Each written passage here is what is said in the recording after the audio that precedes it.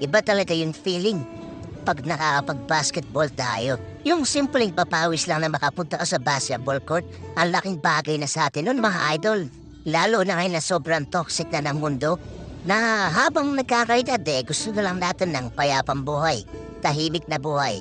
Di na kasi tulad dati nung bata pa tayo, talagang basketball ang iniisip natin. Basketball ng umaga o wake up, kaya maliligo tapos basketball ulit. Ngayon kasi ang dami na nating iniisip.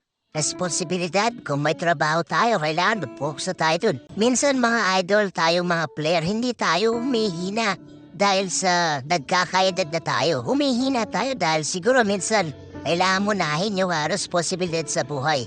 Kaya pag nagkaroon ng konting pagkatataon na ito talagang maglalaro tayo. Kasi dito sa basketball court, nakakalimutan natin ang panandalian ng mga problema natin. Alam mo yung tapos na tayo sa pag-aaligan, gusto na lang natin talagang pagpawisan.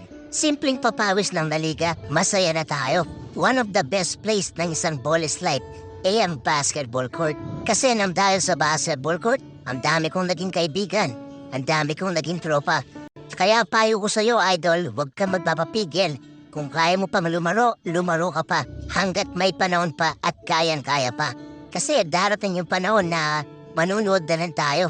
Gustuin man ang utak natin, yung katawan natin hindi na kaya.